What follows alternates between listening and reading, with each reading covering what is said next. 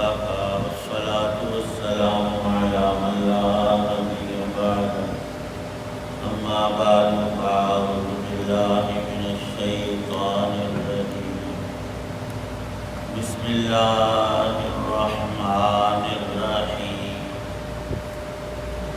ومن آياته خلق السماوات والأرض وما بث فيهما من دابة وهو على جمعهم إذا يشاء قدير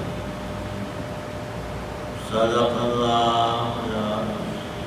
اور اللہ کی قدرت کی نشانیوں میں سے ہے آسمانوں اور زمین کی پیدائش اور وہ جاندار جو اس نے ان دونوں میں پھیلا رکھے ہیں، اور وہ جب چاہے ان کو جمع کرنے پر پوری قدرت رکھتا ہے۔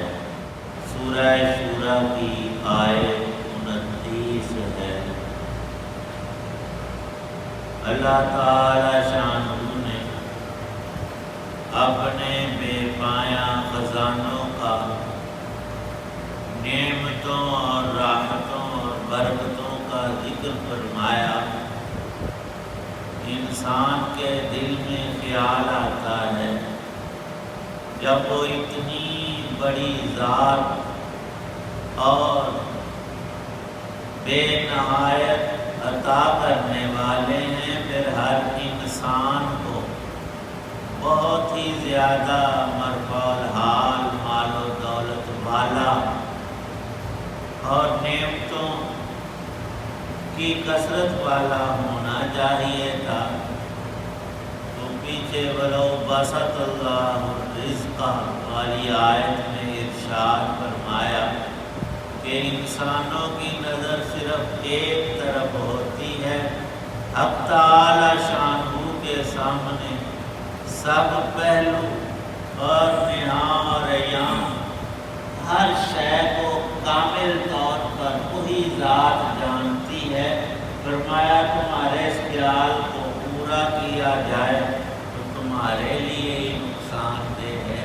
اللہ تعالی شانہ نے اپنی ان نعمتوں کی تقسیم کے اندر جو تفاوت اور کمی بیشی رکھی ہے وہ عین حکمت اور مصلحت کے تحت ہے، ورنہ جہان کا، اس دنیا اور اس عالم کا یہ نظام بگاڑ کا شکار ہو کر سب ہی انسانوں کے لیے تکلیف کا باعث ہو جائے۔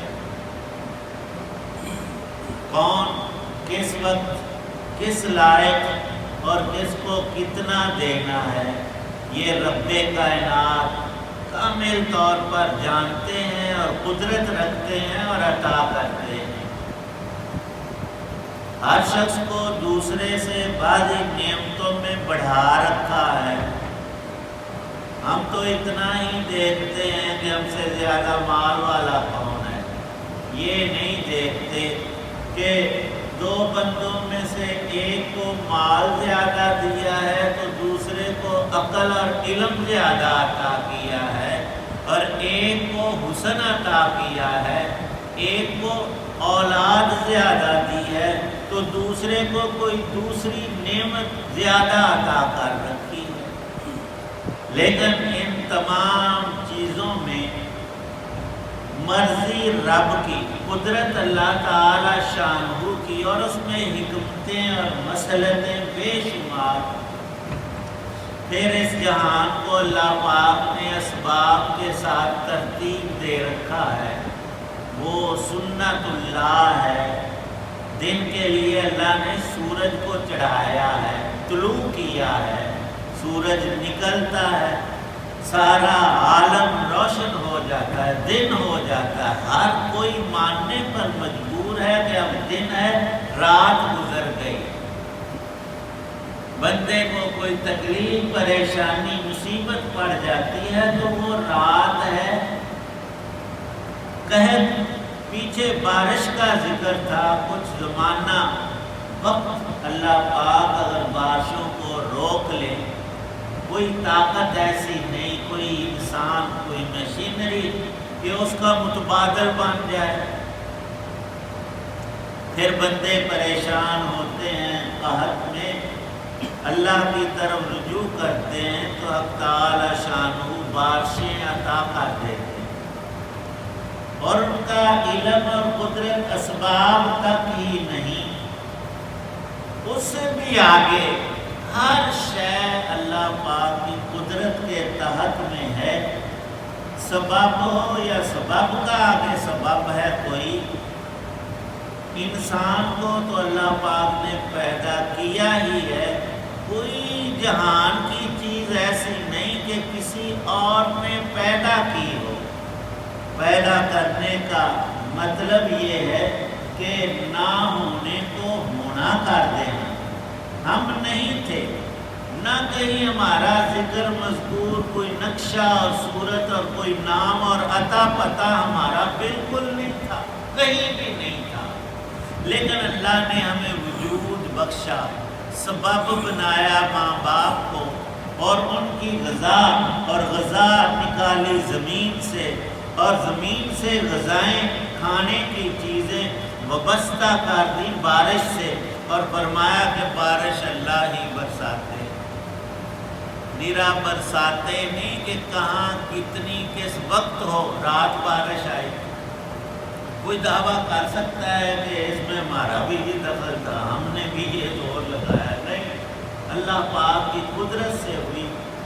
بارش کے قطرات کو بھی اللہ پاک جانتے ہیں، اور ان کا علم محدود نہیں.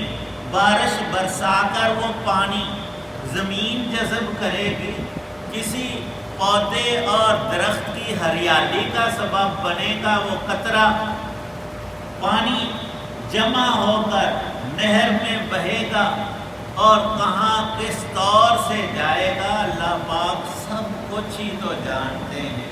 صرف بارش کے قطرات ہی کو نہیں، بلکہ درختوں کے پتوں کو، اس کے ہر حصے کو، ریت کے ذروں کو، زمین اور اس سے متعلقات سب کچھ کو. اور بندے ذرا نظر اوپر کر، چلتے ہوئے جا اکثر ہم زمینی کو دیکھتے، تو اللہ کی قدرت ہماری آنکھوں کے سامنے ہونی چاہیے.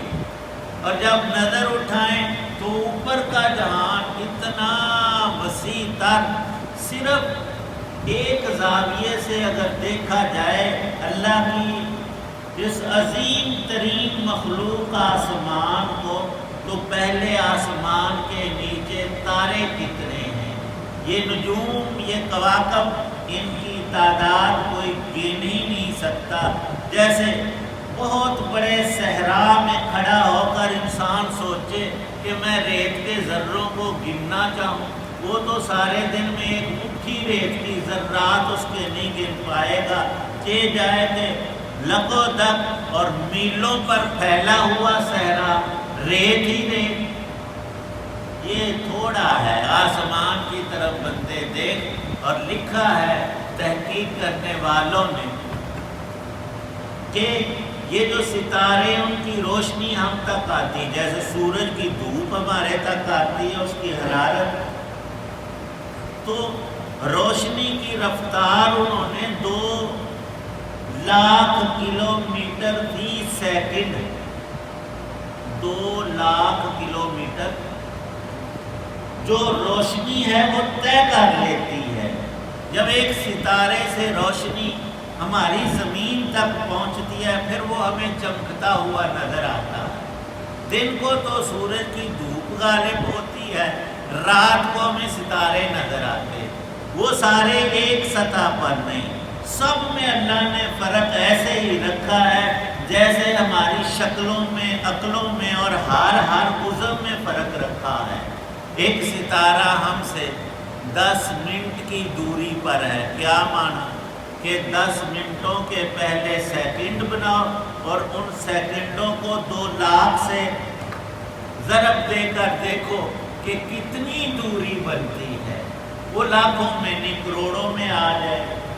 کروڑوں میل یا کلومیٹر دور ہے ایک ستارہ، تو دوسرا بھی اتنا ہے. نہیں ہو سکتا ہے دوسرا اس سے دگنا، اور چگنا اور لاکھوں گنا دور ہو۔ کتنی بڑی اللہ کی عظمت اور قدرت ان مخلوقات میں نظر کرنے سے، تھوڑا سا علم اور عقل استعمال کرنے سے لکھا ہے کہ بعض ستاروں کی روشنی زمین پر اور ہماری آنکھوں تک نوری سال، یہ جو شعاع بتائی ہے اس میں منٹ کے اندر کتنے وہ طے کرے گی شعاع فاصلہ، اور پھر گھنٹے میں کتنا، دن میں 24 گھنٹوں میں، پھر مہینہ آتا ہے، پھر سال آتا ہے۔ تو یہ ہمارا سال نہیں، وہ کہتے ہیں نوری سال۔ ایک سال میں اس شعاع نے ایک سال میں کتنا فاصلہ طے کیا، جو فی سیکنڈ 2 لاکھ کلومیٹر طے کر رہی ہے۔ انسان کی عقل یہیں پر دنگ رہ جاتی ہے کہ اللہ نے کتنا بڑا عظیم ترین آسمان بنایا۔ اللہ پاک فرماتے ہیں نہیں بندے، یہ تو پہلا آسمان ہے، دوسرا اس سے کہیں زیادہ بڑا ہے، میں نے تو 7 آسمان بنائے، زمین بنائی، اور اس میں کتنا کچھ انسانوں کے استعمال کی چیزیں بے شمار رکھی ہیں۔ ارشاد ہے تعالی شانہ کا، اے میرے بندے تو کس وہم اور خیال میں پڑا ہے کہ قیامت قائم نہیں ہوگی، مر کر ہمارے جسم مٹی ہو گئے، ہڈیاں بھی کھوکھری ہو کر ختم ہو گئی، کون زندہ کرے گا؟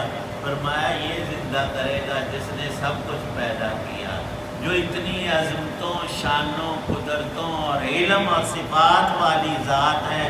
وہ اللہ کی ذات ایسی ہے، اذا شاء، جس وقت اس نے چاہا کہ میں قیامت برپا کروں، سب انسانوں اور جنات کو دوبارہ تخلیق کروں، تو اس میں ایک سیکنڈ بھی نہیں لگے گا۔ حکم ہوگا اللہ کا، آرڈر آئے گا، اور سب ہم جیسے دنیا میں یہ ہمارے جسم، یہ زبان بولتی، آنکھیں دیکھتی، اور پھر موت سے یہ ختم ہو جاتی، بظاہر ہم سب کے سب وہاں موجود ہوں گے۔ اور آیت میں یہی خلاصہ بیان فرما دیا، وَهُوَ عَلَىٰ جَمْعِهِمْ، جس نے باری باری تمہیں دنیا میں بھیجا تھا، اپنے علاقوں اور زمانے کے اعتبار سے یہ باری رب نے لگائی ہوئی ہے کہ کب کس کو پیدا کرنا اور واپس بلانا ہے۔ فرمایا قیامت میں اللہ پاک ایسا نہیں کریں گے، یکدم آنے واحد میں ادھر ہونے کا آرڈر دے گے، کن فیکن، ادھر سارے ہی لوگ، اگلے پچھلے اربوں خربوں، آدم علیہ السلام سے دنیا میں آخری آنے والے انسان تک، ہم سب کے سب، ہمارے آباء و اجداد، بعد میں آنے والی ساری ہی نسلیں، فرمایا کہ جمعہم، اکٹھے یکمش، ایک ہی وقت آنے واحد میں سب کو اللہ زندہ کر کے اپنے دربار میں حاضر کر لے گا۔ اور اللہ کی شان ہی یہی ہے کہ قدیر، اس کی قدرت سب چیزوں پر حاوی ہے۔ اللہ پاک یقین محکم نصیب فرمائے۔ آخر دعوانا الحمدللہ رب العالمین، والصلاة والسلام علی رسولہ النبی الکریم۔ ربنا آتنا فی الدنیا حسنہ وفی الآخرۃ حسنۃ وقنا عذاب النار۔ اللہم اجعل القرآن ربیع قلوبنا ونور صدورنا۔ ربنا ظلمنا انفسنا وان لم تغفر لنا وترحمنا لنکونن من الخاسرین۔ اللہم اجعل القرآن ربیع قلوبنا ونور صدورنا۔ ربنا اتمم لنا نورنا واغفر لنا انک علی کل شیء قدیر۔ اللہم انا نسألک علما نافعا ورزقا واسعا وشفاء من کل داء۔ اللہم اجرنا من النار وادخلنا الجنة مع الابرار۔ رب ارحمهما كما ربياني صغيرا۔ ربنا تقبل منا انك انت السميع العليم تب علينا إنك أنت التواب الرحيم صلى الله تعالى على خير خلقه محمد وعلى آله وأصحابه وأهل بيته أجمعين.